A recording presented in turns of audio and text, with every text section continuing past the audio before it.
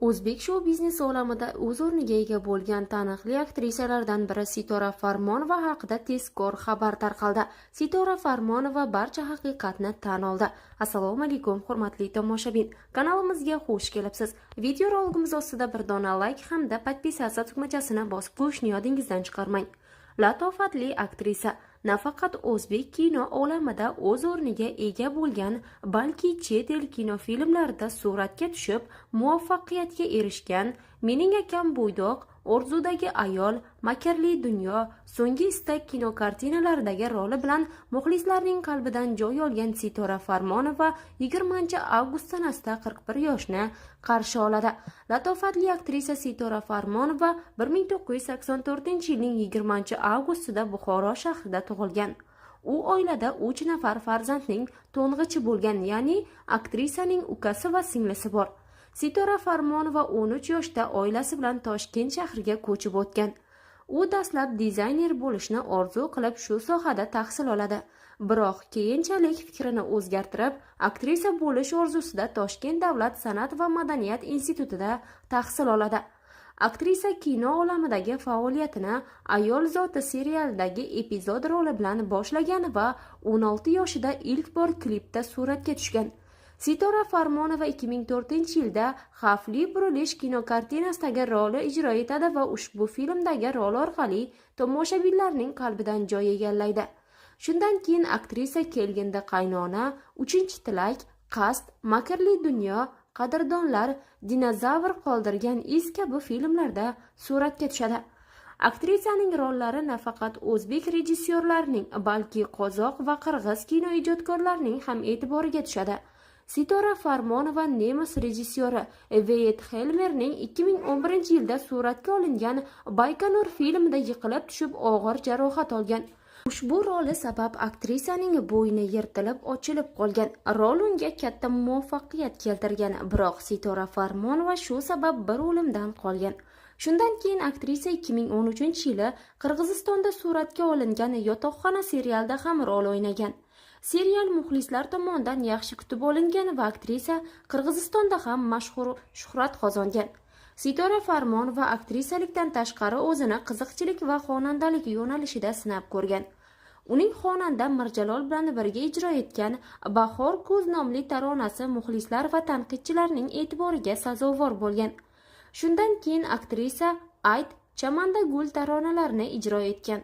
U chet el xonandasi bilan ham duet kuylagan. Qirg'izistonlik Mirbek Atabekov ijro etgan Ikki yurak taronasi Yotoqxona serialining saundtrekiga aylangan. Aktrisa 2015-yildan boshlab Asia Mix nomli jamoa a'zosi sifatida quvnoqlar va zukkolar tanlovida ishtirok etadi. Jamoa turli mamlakatlar fuqarolari, ya'ni tojikistonliklar, o'zbekistonliklar, qozog'istonliklar va qirg'izistonliklar o'yinchilardan iborat tarkibida. Sitora Farmonova 2016-yilda quvnoqlar va zukkolar tanlovidan so'ng O'zbeknavo tomonidan beriladigan litsenziyasidan mahrum qilingan. Bunga esa aktrisaning xorijga chiqish tartib-qoidalarini buzgani sabab bo'lgan. Bundan tashqari aktrisaning tanlovda chiqishi ko'plab tanqidlarga uchragan.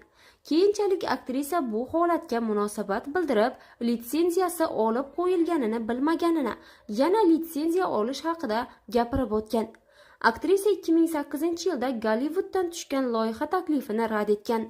Sony Entertainment Production tomonidan suratga olinayotgan serial 2 yillik shartnomani o'z ichiga olgan va loyiha kontrakti $700,000 teng bo'lgan. U o'sha paytda 24 yoshda bo'lganini, serialning 50-qismidan keyingi nojo'ya sahnalar uchun loyihani rad etganini aytgan. Aktrisa uchun pul emas, odob, axloq, hayo, or-nomus birinchi o'rinda turishini ta'kidlagan. O'zbek shou-biznesi olamining ayrim vakillari singari Sitora Farmonova ham shaxsiy hayoti bilan bog'liq ma'lumotlarni sir saqlashni to'g'ri deb biladi. Aktrisa ijtimoiy tarmoqlardagi sahifasida onasi va ukasi bilan tushgan suratlarini joylab turadi. Bundan tashqari, aktrisa nima sababdan haligacha turmush o'rtog'ini ko'rsatmaganligini so'ragan muxlislariga bu shaxsiy masala ekanligini, umuman olganda muxlislaridan shaxsiy hayoti bilan bog'liq ma'lumotlarni so'ramasligini va bu holatni to'g'ri tushunish kerakligini ta'kidlagan.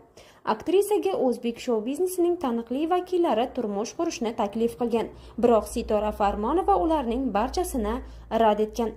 Aktrisaning onasi Zamira Farmonova Sevimli telekanalining mashhurlar loyihasi mehmoni bo'lgan va ko'rsatuvda Zamira Farmonova taniqli aktyor Aziz Rametov qizining qo'lini so'ragan haqida so'zlab bergan. Aziz Rametov bir necha marta qizimga uylanish niyati borligini aytgan. Onajon, xo'p deng, qizingizga uylanaman, sovchi yuboraman, u bilan necha yildan beri bir-birimizni taniymiz, xarakterimizni bilasiz degan. Lekin taqdir ekan, Allohim ularning yulduzlarini bir-biriga o'xshatmadi. Aziz Rametov juda yaxshi bola, uning onasini taniyman, juda yaxshi inson, deydi Zamira Farmonova, ya'ni Sitora Farmonovaning onasi. Sitora Farmonova 2020-yilda o'zidan 15 yosh kichik bloger Doniyor Qayumov bilan yaqin munosabatda ekani va ularning turmush qurishi haqida mish-mishlar tarqaldi. Bunga esa Doniyor Qayumov va Sitora Farmonovaning birgalikda suratga tushgan rasmlari, videolari sabab bo'lgan. Oradan bir oy o'tib bloger Sitora Farmonova bilan munosabatlari tugaganini, bu esa aktrisa gap so'zlarga ishongani tufayli bo'lganini ta'kidlagan. Vaqt o'tib ularning ikkalasi ham sahifasidan birga tushgan surat va videolarni o'chirib tashlashgan. Aktrisa san'at olamidagi faoliyati davomida ko'plab xonandalarning klipida suratga tushgan. Shohruxxonning Oddiy bola, Salom sevgi, Munisa Rizayevaning Yomg'ir va Dil kabi bundan tashqari ko'plab kliplarda turli xil obrazlarni gavdalantirgan. Sitora Farmonova bugungi kunda baxtli oilada kamol topmoqda. Sitora Farmonova o'zining ijtimoiy tarmoqdagi sahifasida turmush o'rtog'ining yuzini ko'rsatmasa-da, u bilan birgalikda tushgan suratlarni hamda sayohatlari aks etgan videolarni muntazam ravishda joylab boradi. Uni kuzatayotgan ko'pchilik muxlislari Sitora Farmonovaga baxt tilashsa, xeyterlar esa unga nojo'ya gaplar yozishadi. Sitora Farmonova esa bunday gap so'zlarga parvo qiladigan san'atkorlardan emas. Sitora Farmonovaga ijodiy zafarlar hamda sihat salomatlik tilab qolamiz. Video ostida bir dona like tugmasini bosib qo'yishni yodingizdan chiqarmang.